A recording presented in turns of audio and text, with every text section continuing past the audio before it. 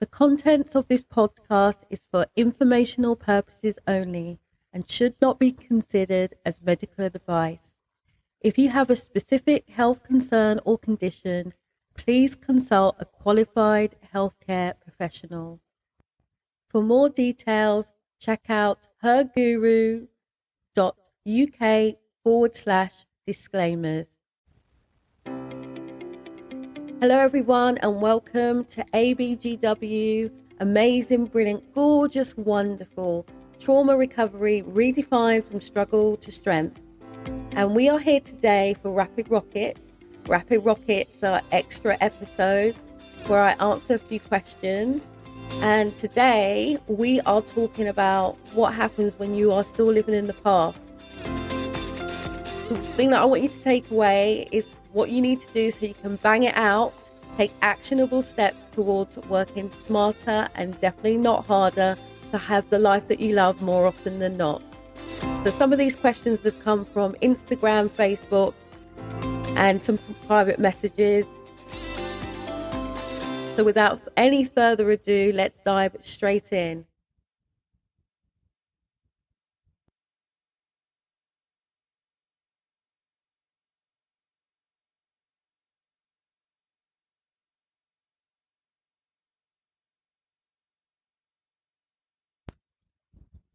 What are some signs that I'm living in the past? Okay, living in the past, especially from traumatic events, can manifest in various ways. You might even find yourself constantly reminiscing about better days, or conversely, just ruminating over past traumas. This can include avoiding current responsibilities and relationships, using the internet or other distractions. All of those are examples of escapism. Sometimes you might even show reluctance to accept or adapt to the present circumstances that you're facing. Maybe you're ill, maybe you've got cancer or some other illness, and you're not wanting to deal with where you are. You're still thinking about the time before you were ill. These behaviors may be coping mechanisms to avoid dealing with unresolved trauma or the pain of the current reality that you're in. Research has shown that excessive ruminating on past events, especially traumatic ones, can lead to conditions like depression and anxiety. So if you are someone who's experiencing that, it's really important as the first step to accept where you are right now, because that way you'll be able to move forward. And this is the best place to move forward from where you currently are. How can I shift from living in the past to living in the present? In a quirky twist, there was a study that found that cows that are named and treated with a more personal touch actually produce more milk, which is crazy when I think about it, being a vegan myself. The thing is, transitioning from a past-focused mindset, especially and in particular after a traumatic event, begins with acknowledging your emotional anchoring to past events. For me, recognizing this allows you to understand its impact it's having on your current life. And steps to shift into the present might include hypnotherapy to process past traumatic events, or engaging in mindfulness or grounding exercises, and actively pursuing goals and interests that align with your current values and aspirations. I think sometimes it's really crucial to remember to establish a support network, whether that's through friends or family or support groups, to help create a living space that reflects your present and future, not just your past. Sometimes we can get hung up on things that aren't important. And you know that the most important thing in moving forward is not looking in the rearview mirror, because there isn't anything we can do about that.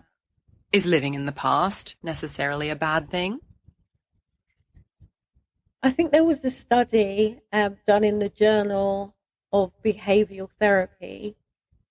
And in the study, they found that individuals with a tendency to negatively ruminate about the past are more likely to experience depression. So while reflection and learning from the past are valuable, of course they are, an excessive focus on it, especially which anything that stems from trauma, can hinder your ability to engage with and enjoy the present. It may lead to missed opportunities, missed relationships, and can prevent healing and the growth that you need. So understanding that the past shapes us, of course it does. We're nothing but how we used to be, but it doesn't have to define our current and our future selves. And that's really key in looking at trauma recovery. What does it mean to live in the here and now? You know, this reminds me of a world record that exists for the most people brushing their teeth simultaneously in a single event. There was this bizarre thing that demonstrates that sometimes the best way to live in the present is to engage in a communal, present focused activity. So, living in the here and now and not in the past, especially in the context of trauma recovery, means actively engaging with your current life. It's about acknowledging past traumas, but not allowing them to overshadow every aspect of your life. Now, this can mean setting and working towards personal and professional goals, nurturing any current relationships that you have, and taking steps to ensure your physical and emotional well-being. Now, you know what it's like. You often look at things, either we look into the past or we look into the future, but we forget to live right now. And I know what it's like.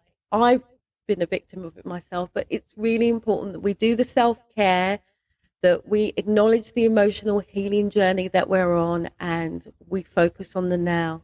Really, really powerful stuff. How can I stop escaping from reality? In an odd example of escapism, a man once faked his own death just to see how many people would attend his funeral. Oh my goodness. The lesson: reality may seem tough, but it's definitely more rewarding than living in a fictional world. Escaping from reality is often a coping mechanism for unresolved trauma.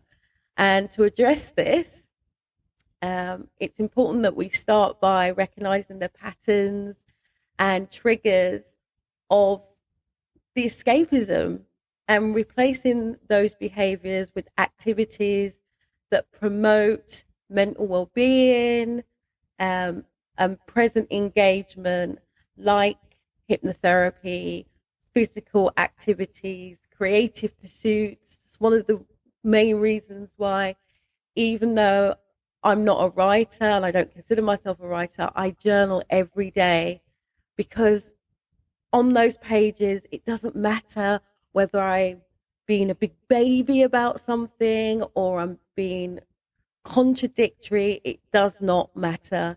It helps me focus on putting those things that are stopping me moving forward aside and enjoying where I currently am. I've been in denial about my current living situation. How can I start accepting it? I know sometimes it's really hard accepting the current situation, especially after a traumatic event. Um, but one of the things I would always advise is a compassionate approach to yourself, self-compassion,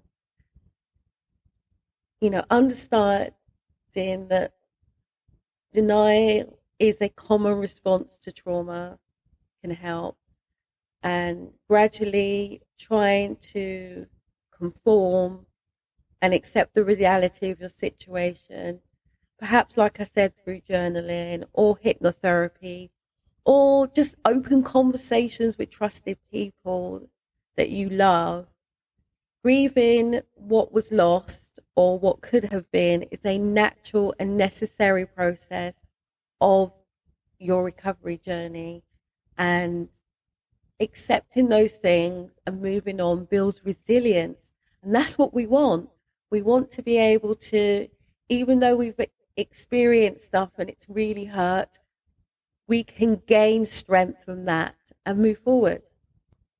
I've been neglecting my physical health. How can I start taking better care of myself? People who have suffered from post-traumatic stress disorder are more likely to experience health problems, which also, to me, highlights the importance of physical care in any kind of recovery situation. Like me, I've been neglecting my physical health. I've been concentrating so much on what other people have wanted me to do in the last few years, especially since the pandemic, that I've put on weight. I don't like the way that I look. Luckily, Naya is working with me, Naya, our co-host, helping me to lose the 30 pounds that I'd like to lose. So for me, at least I know I'm on the right course. And for you, neglecting your physical health can be a symptom of a trauma-related stress or depression.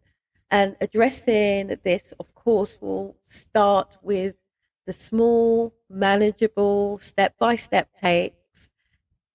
So like you, neglecting physical health can be a symptom of a trauma-related stress or even depression. And the thing is that's so amazing when you start addressing these things and you start with small, manageable steps like establishing a routine for healthy eating, maybe exercising more, focusing on making sure you get enough sleep, scheduling regular checkups, either physical checkups with your GP or being open about your mental health with a coach or a hypnotherapist can guide you towards a more holistic approach to your well-being and the self-care that you need. I've been spending a lot of time on the computer to avoid thinking about my life. What can I do instead? That reminds me of what John Lennon once said. Life is what happens when you're busy making other plans. Excessive computer use can be another form of escapism. What you could do is you could try substituting the time that you spend on the computer with activities that foster more of a connection with the present, such as mindfulness, journaling, physical activity. Have you ever gone on a run while trying to do something else? It's virtually impossible. But to me, engaging in hobbies that bring joy and fulfillment to your life is one of the ways that you can distract your conscious mind and focus on spending things that really matter. Professional support, of course, can offer strategies to break this pattern and address the underlying issues, which is one of the reasons why I became a clinical hypnotherapist. I saw that so many people, including myself, were either living in the past, ruminating on what happened in their childhood, blaming themselves for things that they couldn't control, or they were over anxious about stuff that wasn't even going to happen to them. And I know, having lived as long as I have and seen so many days wasted by those two things, living in the past or focusing in overly on the future, meant that I was missing out on so much that was going on in my present life. And I look back and I didn't want to spend any more time regretting anything.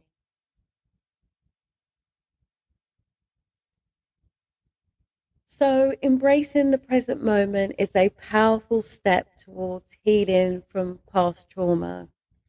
And I know while it's natural to reflect on the past, especially when it involves trauma, living too much in those memories can prevent us from experiencing the joy and abundance and the opportunities available right here, right now. Of course, acknowledging past experiences is good, but not letting them dominate our lives. You open yourself up to growth, healing, and the possibility of a fulfilling future. So remember, your past has shaped you, but it doesn't have to define you. Every day from now on is a new opportunity to write your own story. So get writing.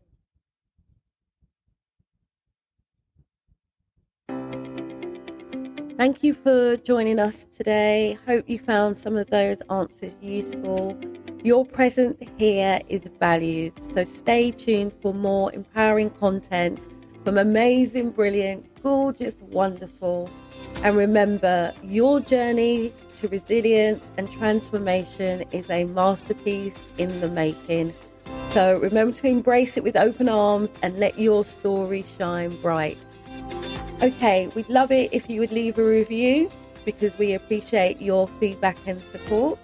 And if you haven't already, you might want to subscribe while you're here so you hear the next episode. So just wishing you all the best. Bye for now.